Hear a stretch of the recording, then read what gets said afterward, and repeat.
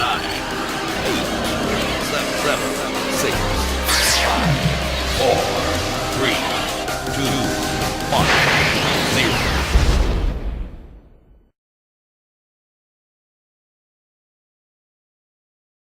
0. Vino la Revolución Libertadora y la cortó con un soplete. Lo mismo ocurrió con la locomotora del ingeniero Porta, la primera locomotora en el mundo de diseño aerodinámico, porque parece un cohete, copiada por distintos países del mundo, uno de ellos es China Popular, que en honor al ingeniero Porta, una locomotora lleva su nombre. ¿En China? En China. Arrumbada, hoy está tirada en algunos talleres del Belgrano.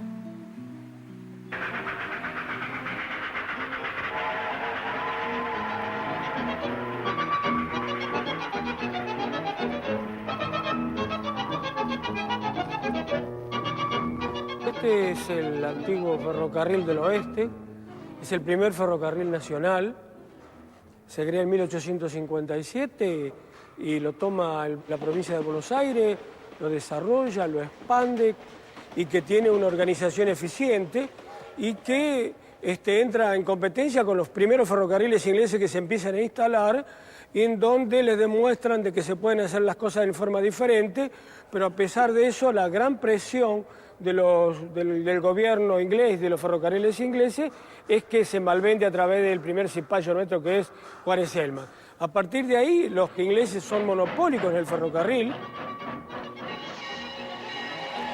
El capital europeo se unía a la oligarquía porteña para expandir la frontera contra el indio, expropiarle sus tierras e instalar el tren.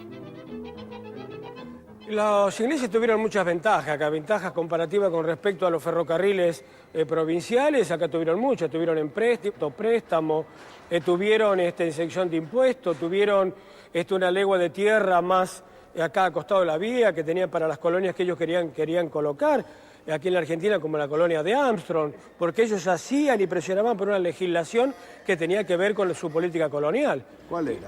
Y la política colonial que sacaban todos los productos y todo lo que la materia prima nuestra y ellos nos traían su materia elaborada ya y con exención de impuestos. Eran ganancias fabulosas. Ellos vinieron, se instalaron llenos de prebendas, regalías, independientemente de la explotación de la mano de obra, que fue una explotación esclavista.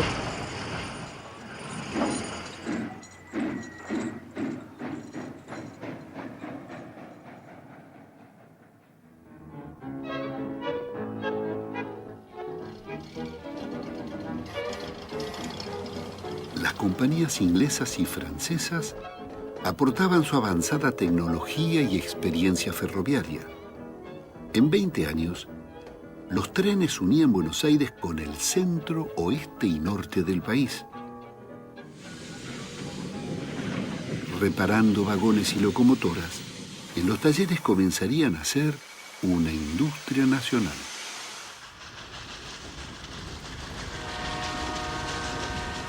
Paralelamente, renacen los trenes del Estado, llamados ferrocarriles de fomento.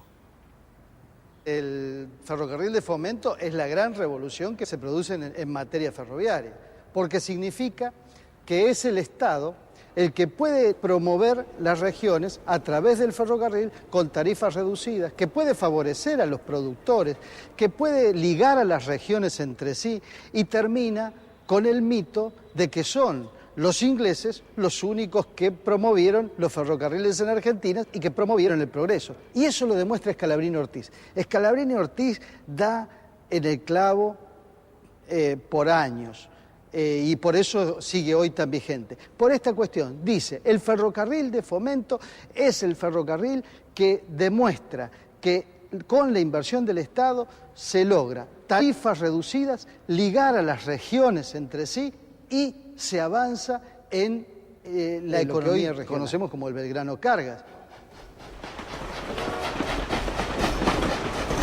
Esos ferrocarriles fueron los más largos y los más extensos. Atraviesa 17 provincias, tiene 10.000 kilómetros de vía, lugares a donde, por supuesto, el capital ni se pensaba que podía llegar porque no le daba ninguna ganancia. Allí estaba el ferrocarril de Fomento. Es donde el ferrocarril que les llevó agua a los lugares donde no la había. Es decir, es el ferrocarril que ligó a la nación.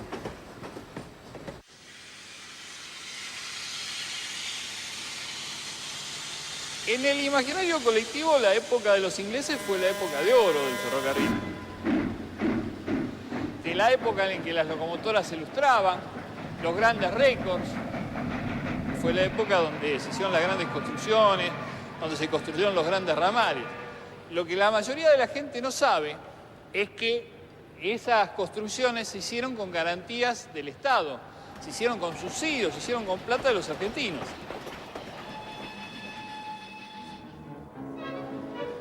Las grandes obras son, por ejemplo, la estación de Retiro, la estación de La Plata, la estación de Constitución que se hizo 2 veces. Grandes estaciones, grandes palacios, que muchas veces eran mucho más de lo que necesitábamos en ese momento, que justificaban hacer balances donde se mostraba que perdían plata. Entonces el Estado ponía la diferencia. Todo eso constituye una época donde los argentinos, a través de los ingleses, nos dedicamos a tirar manteca ferroviaria al techo.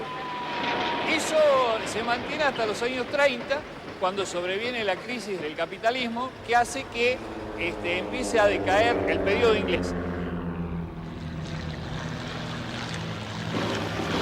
Con el golpe militar del general Uriburu, llega la década infame. Frente a la corrupción, se alza la prédica del grupo Forja. El investigador Raúl Scalabrini Ortiz denuncia los subsidios a las compañías inglesas y plantea la nacionalización de los ferrocarriles.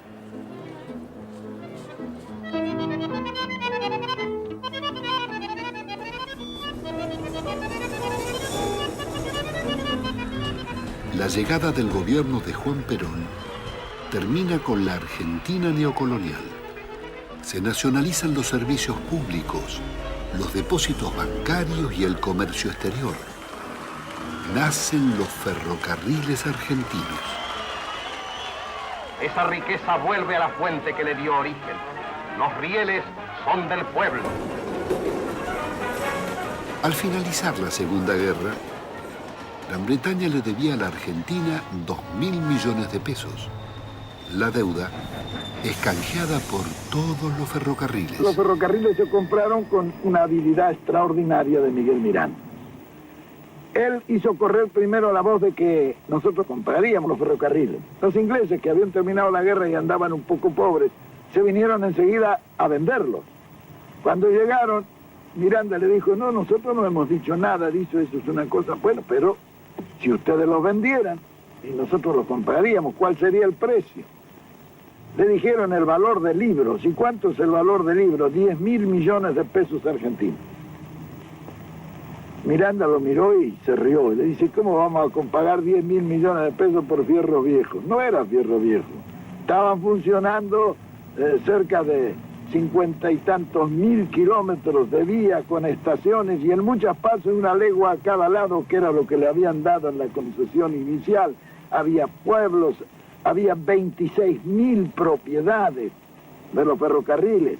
El Dock Sud, el puerto de Buenos Aires, era de los ferrocarriles ingleses. Los ingleses estaban duros, porque para negociar los ingleses son muy hábiles y muy duros.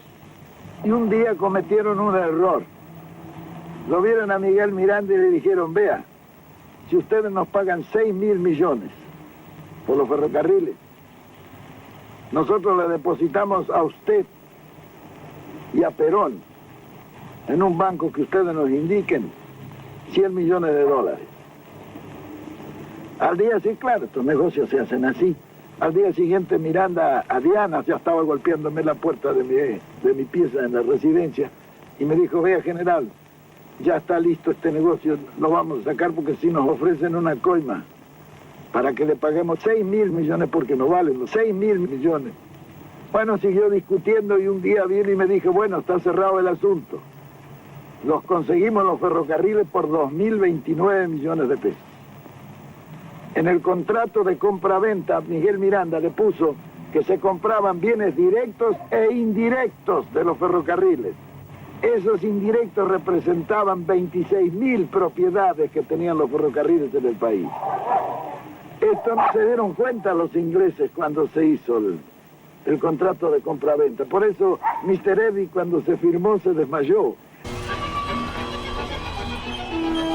Comienza la edad de oro de los ferrocarriles. La red supera los 50.000 kilómetros. El tramo Buenos Aires-Rosario se cubría en 3 horas 30. Se termina una de las mayores obras de la ingeniería nacional, iniciada por el presidente Hipólito Yrigoyen, el tren de las nubes a 4.300 metros de altura. Fundamentalmente, la política de sustitución de importaciones permitió generar la industria. Los vagones de madera de esa época los traíamos de Inglaterra, hasta la madera, hasta los tornillos traíamos de Inglaterra. Bueno, empezamos a fabricar tornillos, empezamos a fabricar las tablitas de madera, empezamos a reconstruir los vagones que teníamos de la época de los ingleses y después empezamos a fabricar vagones acá. Después de esos vagones construimos coches, después de los coches hicimos coches con aire acondicionado. Dentro de las cosas que veía el gran público tuvimos los 2 trenes hospitales, el tren Alma, que era el tren del Trocha Angosta, y el del Policlínico, que era de Trocha Ancha. Después tuvimos los coches cines. Mi papá, mi mamá no me dejan, me aconsejan y me dejan, pero no me saldré a la mía y algún día triunfaré.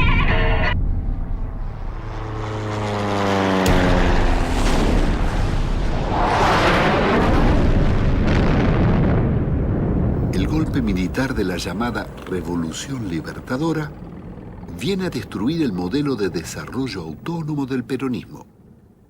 Pone en ejecución el plan económico de Raúl Prebisch y el país ingresa en el Fondo Monetario Internacional y la Junta Interamericana de Defensa.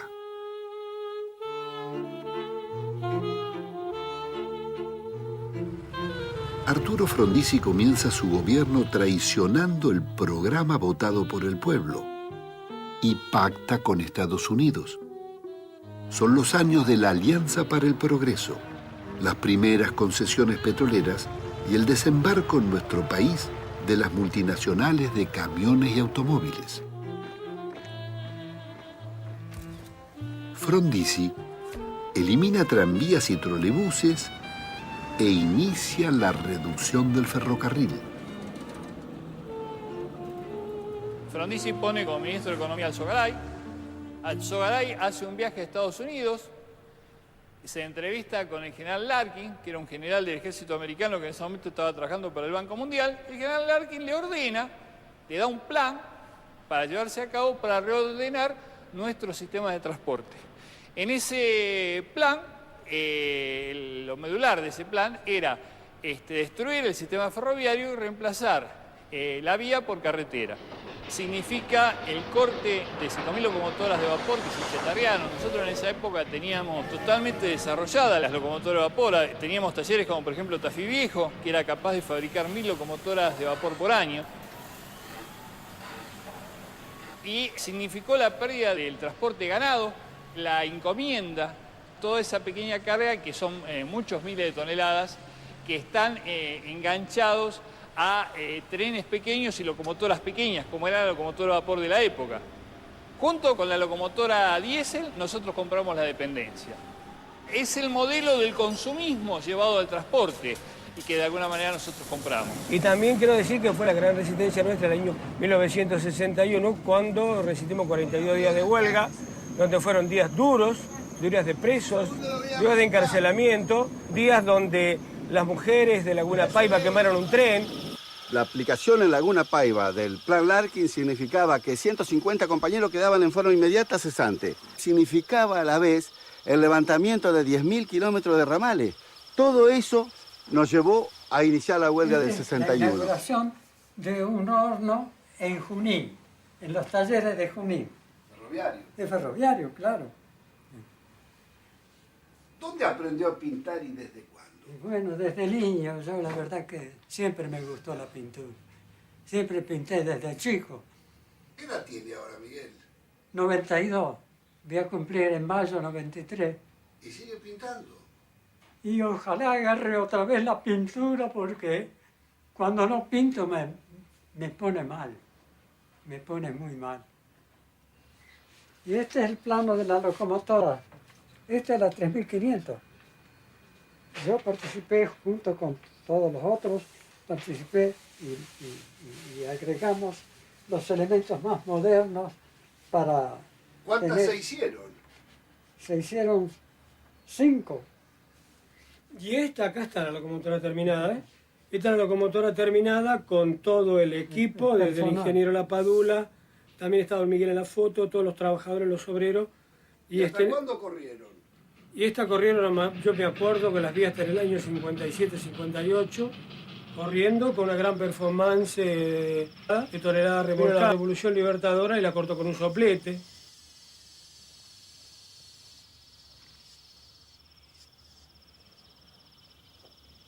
El desarrollo de la termodinámica en este país estaba concentrado en Talleres Tafí Viejo, y el hombre de Talleres Tafí Viejo que hizo escuela se llamaba ingeniero Anacleto Tovar, que los alemanes le mandaban la locomotora, la Henschel, a que las probara él en Tafí Viejo, y la prototipo se la regalaba al Estado.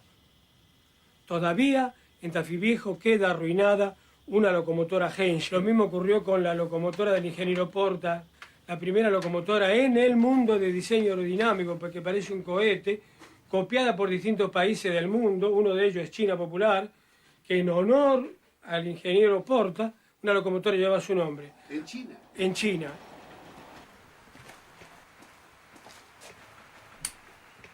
Rosendo, ¿vos conociste al ingeniero Porta? ¿Cómo no?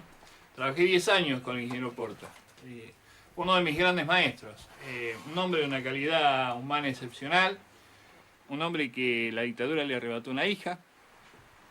Porta toma la tecnología de la locomotora a vapor a fin de la Segunda Guerra Mundial y la desarrolla hasta lo máximo que llegó la tracción vapor. Construyó 2 locomotoras capaces de ir a 150 km por hora en la trocha angosta, una de las cuales, la que se llamaba Presidente Perón, la cortaron y la otra está arrumbada, hoy está tirada en algunos talleres del Belgrano. Acá Menem empezó fantástico, los canales de televisión a los privados, la telefónica a los privados. Lo hizo bien, mal no me importa. Los entrego, yo ya no tengo que pagar la cuenta de otros. Acá todavía hay antiguos mentales que dicen, no, los ferrocarriles son nuestros, pierden $1,5 millones por día, pero son nuestros.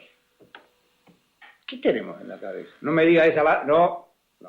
Fíjense, los ferrocarriles que eran un verdadero cáncer para el país por los costos que tenían y que producían cada vez peores servicios, ahora están renaciendo con iniciativa privada y...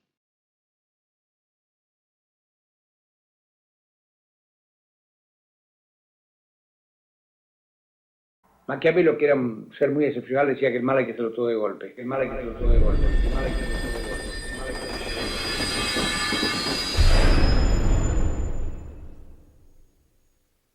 Y el mal se hizo todo de golpe. Queda la ilusión de la escuela técnica, de chicos de 14 años ya a la par de un oficial, trabajar con el herrero, el sopletero, el calderero, el fundidor, el carpintero, el hojalatero. Eso se ha perdido. ¿Por qué se ha perdido? Porque... Me emociona todo eso, Pinicho. Claro que sí. Cuando uno ve todo el deterioro material, uno le agarra una gran angustia de cuánto dinero habría que poner para poder reconstruir todo. Pero hay algo que no se puede medir, y es el deterioro humano, la discapacidad de la gente, la discapacidad que ha ido teniendo la gente en sus conocimientos. Y eso es muy difícil ponerle un número. Se le podría poner un número en cuanto a cuantificar cuánto habría que gastar en capacitar para volver a tener gente con las aptitudes que tenía en ferrocarriles. Pero ¿qué número le podemos poner a aquellas degradaciones morales que sufrió el personal? Esto era imposible realizar sin la complicidad de Menem con Pedraza. Necesitaban el apoyo del principal gremio ferroviario, que confundía a sus afiliados, que les decía de que esto era algo que era imparable, que los fomentaba la creación de cooperativas con la promesa de que iban a seguir trabajando, que cobren sus indemnizaciones y se vayan. La realidad es que estas cooperativas tenían un periodo de vida y se fueron muriendo. Ver gente despedida que seguía cuidando los bienes de los lugares donde vivía, por más de que ya había sido despedido, hay muchas. Me cuentan una historia en el ramal a Bariloche, de llegar a la estación y encontrar una estación en muy buen estado, bien cuidada, y aparecer el jefe de estación vestido con la gorra, bien prolijo, los pisos de madera como se usan en esos lugares, lustrosos, y bueno, y preguntarle, ay, ¿cómo usted quedó acá? No, yo fui despedido hace 2 años, pero yo sigo cuidando, la limpio, la protejo, toco la campana de vez en cuando, o sea, sentirse compenetrado con el lugar y seguirlo cuidando a pesar de haber estado despedido. Y la instrucción de la empresa ir y pedirle a los que habían sido despedidos que devuelvan sus herramientas. Esta experiencia me tocó vivirla en la estación de la banda. Llegamos ahí, cuando llegamos el personal en fila, con sus llaves, abriendo los cofres, vaciando los cofres, sacando su mate, su cosa, sacando un papelito donde estaba el inventario de lo que le habían dado y devolviendo todo. Parecía un ejército derrotado, rindiéndose y entregando las cosas.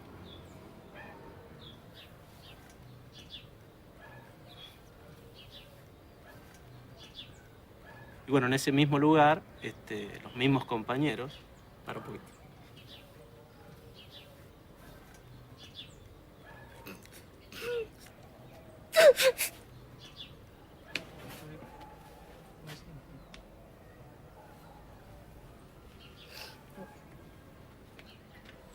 Perdón, la verdad.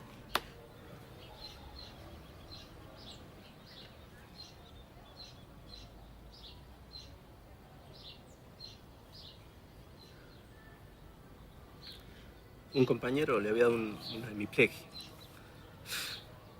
y pidió devolver las cosas.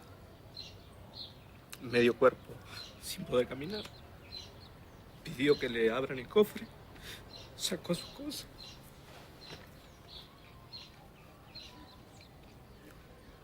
Yo le decía, no devuelva un carajo, si te echaron a la mierda. Y él quería devolver tester, pins.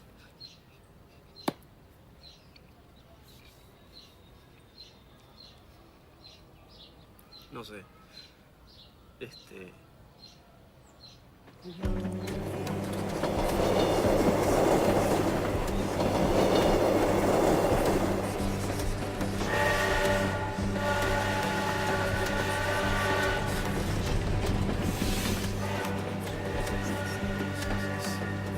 El viento me confió cosas que siempre llevo conmigo, me dijo. Con el último tren, cerraron 800 estaciones convirtiendo a sus pueblos en fantasmas. 400.000 familias, más de 1 millón de personas fueron condenadas a emigrar. Iba cargado de culpa y seguía confesando en su lomo de distancia lo cabalgaba un pájaro. Era un fantasma ese viento, un alma en pena penando y en ese telar de angustias tejió sus babas el diablo. La obra es de Patricios, ha sido hecha por todos los vecinos, con los recuerdos, las cartas, las fotografías. Y ahí en la obra está eso, la esperanza, el espíritu de resistencia. La idea es que vuelva el tren.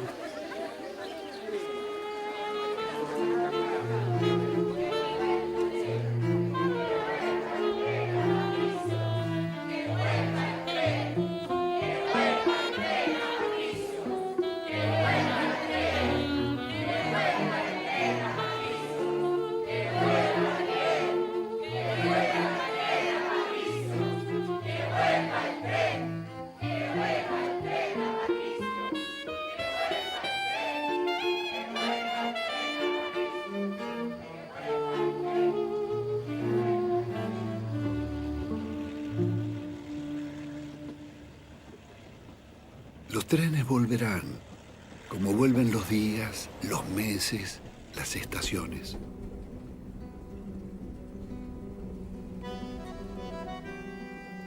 Los trenes volverán para seguir uniendo pueblos, regiones y ciudades.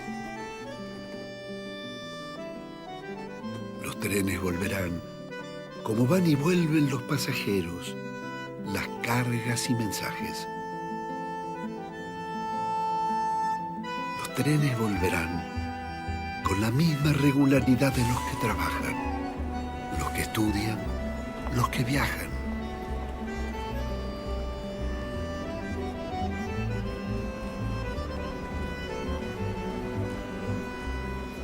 Los trenes volverán simplemente por el placer de viajar. Como el agua, la luz o el amor, no es posible vivir sin ellos.